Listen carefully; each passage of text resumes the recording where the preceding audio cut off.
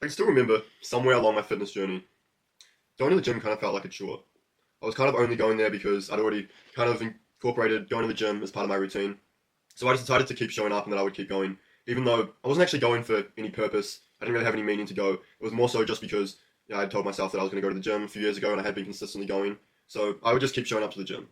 And I found that when I had this mindset, going to the gym just felt like it was just more of like a chore than anything else. It was just something that I had to just go and just get done. And oftentimes I would just try to go to the gym as quickly as possible, just get it out of the way, only go for between half an hour to 45 minutes.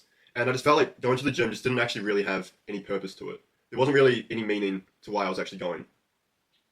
So fast forward to that from maybe about a year or so from there, and I put up a picture of my physique on the screen of what it looks like now.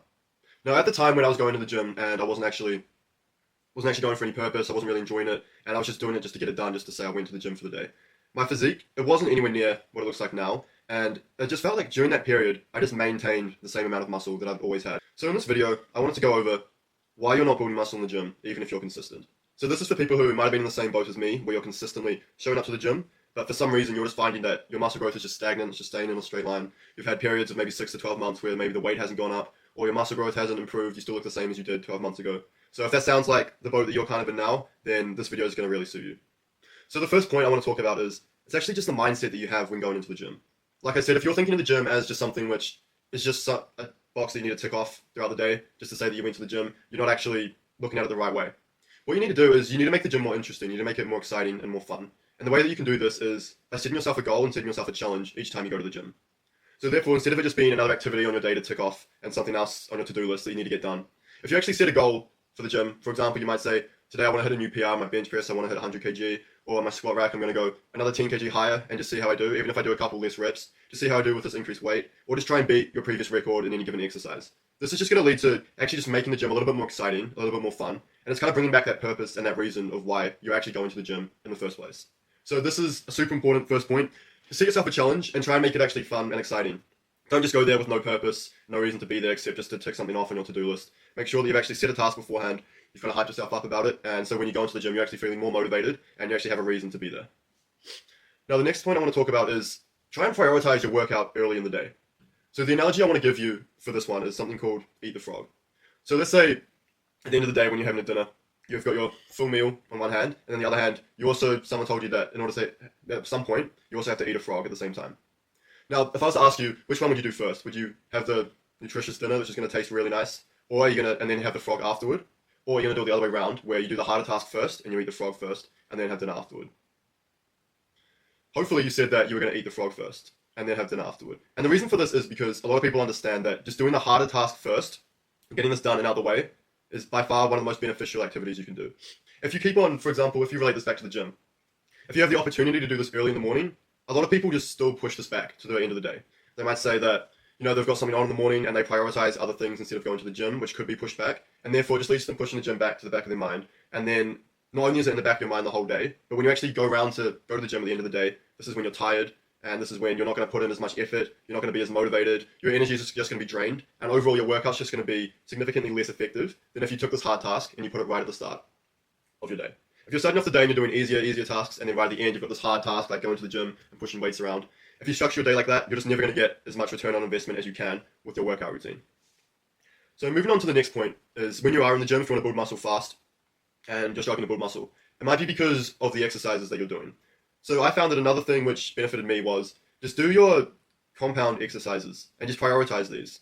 Instead of doing machine presses and isolation exercises where you're really targeting one muscle, it's so much more beneficial and it has so much higher return on investment to just start doing compound exercises. These are things like squats, deadlifts, bench press, like bent over row, pull-ups. And the reason why these are so great is because these are what really forces that growth hormone in your body, and it forces that testosterone release. And in addition to that, these exercises work a bunch of muscles at once. That's why they're compounding exercises. So for example, with squats, they're not just going to work your hamstrings or your quads, they're also going to work your glutes and also your calves as well. So you're kind of working the whole leg.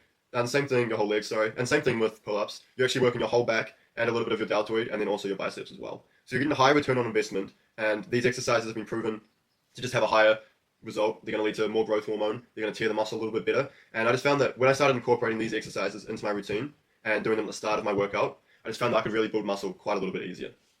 So the next point after that is, I want to talk about why progressive overload is something which is overmissed.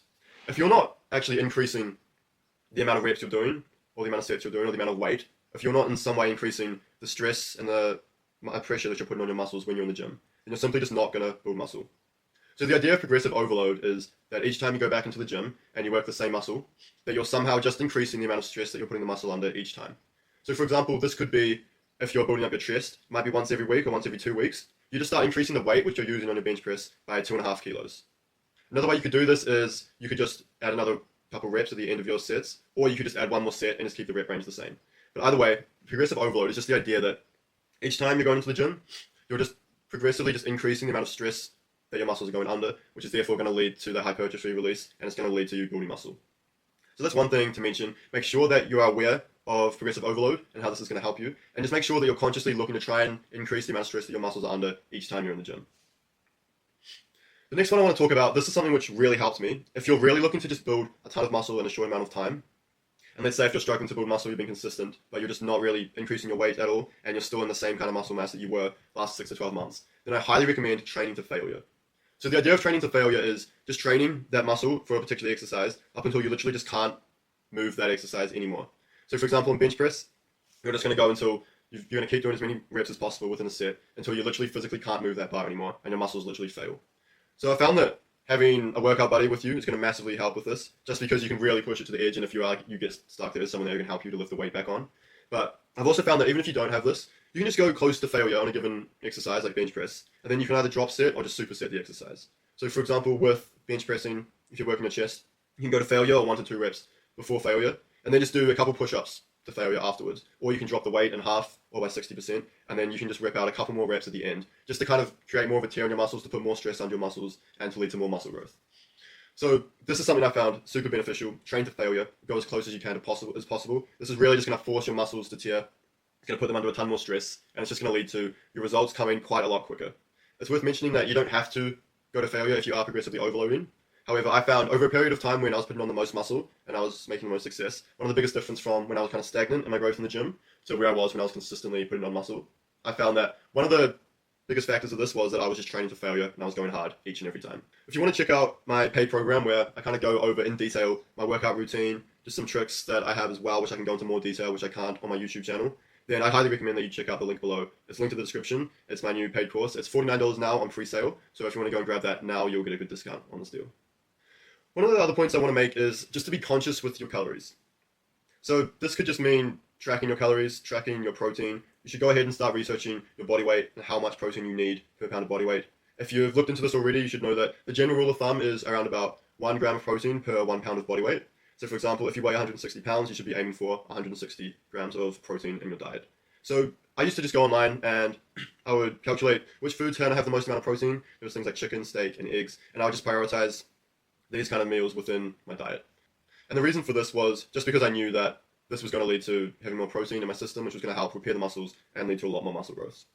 So it's really important that you are being aware of your diet, being aware of how many calories you need, of how much protein you need, and just making sure that you're prioritizing the meals which are going to help you hit these meals faster. So I found that when I was actually tracking this a little bit better and I was paying more close attention, this was kind of the periods when I put on the most muscle growth. So one tip I can give you for this is you can actually just have a diary and you can just write out the meals that you normally have, and they could just be, you could just put down 5, 6, 7 different kind of meals for lunch and dinner, and just write down each ingredient you need, how much of each ingredient, and how much protein is in each ingredient for each quantity of the ingredient.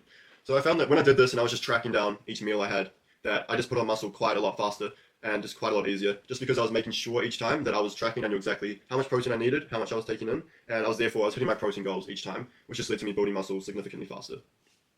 So I also want to talk about supplements.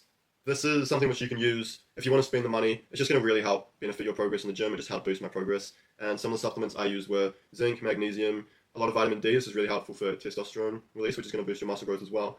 I use cod liver oil, and I use fish oils as well. So the final point that I want to make, which is actually a very, very important point, is to just stay away from alcohol and drugs like nicotine. I found that when I was actually going out and I was partying quite a lot, this would be directly correlated to the amount of periods in my life where my muscle growth was very stagnant and I wasn't putting on any gains in the gym.